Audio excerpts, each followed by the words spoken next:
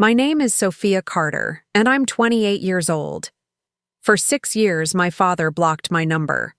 6 whole years of silence because I refused to work as a receptionist at his car dealership instead of going to college.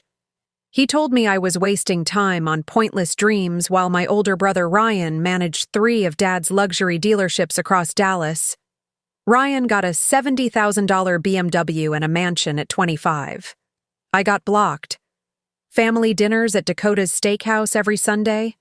I saw the photos on Mom's Facebook. Ryan's engagement party? I wasn't invited. Birthdays, Thanksgivings, even my grandmother's funeral. I found out 2 days later through a neighbor.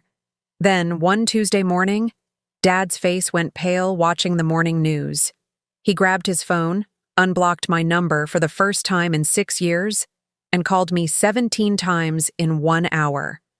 But I was in a meeting he definitely needed me to take his call during. Want to know what happened? Hit subscribe and comment where you're watching from. Growing up, our family looked perfect. Dad owned Carter Premium Auto Group, 5 dealerships pulling in $4 million a year. Mom ran a boutique design firm. We lived in a 7,000-square-foot house in Preston Hollow. But inside, there was a clear hierarchy. Ryan was the golden child. When he graduated high school, Dad bought him that BMW M5 and made him a manager earning $95,000 a year. When I graduated with a 4.0 GPA, Dad handed me a card with $50 saying, "Prove yourself first." Ryan got an $18,000 Rolex for his 21st birthday.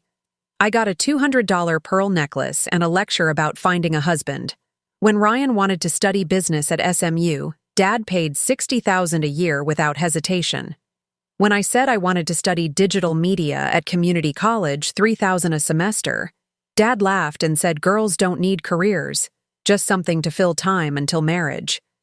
He said if I insisted, I was on my own. I went anyway, working night shifts at Mel's Diner on Commerce Street. That's when Dad blocked me. At family events, Dad introduced Ryan as our successful son running multiple locations. I was just Sophia, still figuring things out. Then I stopped being invited entirely. Mom would secretly text saying give him time, but years passed. I felt erased, like I only existed if I came back begging. Then one Wednesday morning, my phone rang from an unknown number. Dad's voice, no greeting after 6 years of silence. Just demands. Ryan's hosting an event Saturday at the Adolphus Hotel, 200 guests, black tie. We need you to handle video, social media, live streaming. We'll pay $800. The mayor's coming, and we need it perfect. My stomach dropped. After 6 years, this was the first contact? Not an apology, just an order. I told him I had a prior commitment. Dad's voice turned cold. What commitment could you possibly have that's more important than family? Ryan's landing a partnership with the mayor? This is critical, and you're ruining it over some little freelance gig? I stayed calm. Dad, I can't. I'm busy. He laughed, that dismissive sound I remembered. Busy doing what? Filming birthday parties? You've played with cameras for 6 years while Ryan built a real career. This is one day. $800 you probably need. Be there Saturday at 5. I said, I'm sorry. I can't help. Long pause. Then he said, if you don't show up, don't contact this family ever again. You're done. He hung up. What Dad didn't know was that 6 years ago, I started a YouTube channel teaching digital marketing. That channel grew. I reinvested everything into consulting, then built an agency. By year 3, 12 employees. By year 5, I was running Elevate Digital, 43 employees, clients across North America, $6.7 million in annual revenue. Offices in Dallas, Austin, and Denver. And the mayor Dad wanted to impress? I'd been working with her office for 8 months on a $50,000 campaign for the city's small business initiative. She'd invited me to accept an award Saturday night at the Dallas Entrepreneur Summit for being the youngest self-made female CEO in the city under 30. That's where I'd be when Dad wanted me setting up cameras at Ryan's event. The irony was beautiful. I texted back one line. I won't be at Ryan's event. I wish you all the best. The mayor's office had planned this award for months, highlighting my story. Young woman who built a multi-million-dollar company from community college without family money, proving herself in a male-dominated industry. The award came with a D Magazine feature and Monday morning news coverage. Dad sent another text through Mom's phone. Ryan says you're selfish and stubborn. You'll never amount to anything. Don't come crawling back when your hobbies dry up. I didn't respond. I had a gown to pick up and a speech to rehearse. Saturday night, I stood on stage at the Fairmount Hotel before 300 business leaders in a midnight blue gown I bought with my own money. The mayor handed me a Crystal Award and spoke about my journey, working diner shifts for community college, building Elevate Digital from nothing, employing over 40 people under age 30, breaking barriers as a young woman in tech. The applause was incredible. Professional cameras captured everything. Meanwhile, at the Adolphus, Ryan's event was falling apart. The last-minute videographer he hired for $1,200 showed up with shaky iPhone footage and a ring light. The live stream kept freezing.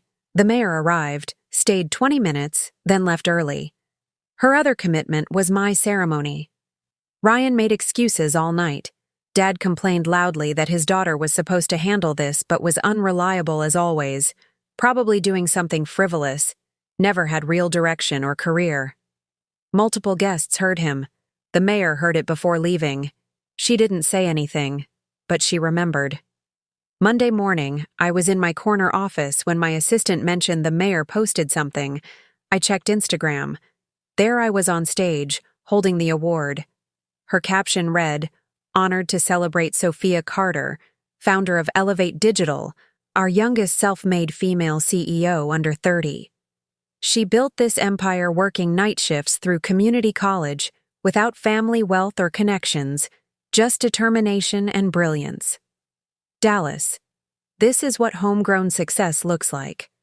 40,000 likes in 2 hours. My phone exploded. 53 missed calls by noon, including 3 from Dad's now unblocked number. Then, D Magazine dropped their feature. The headline, "The CEO Her Family Discounted, How Sophia Carter Built a $6.7 million empire," while her father thought she was wasting time.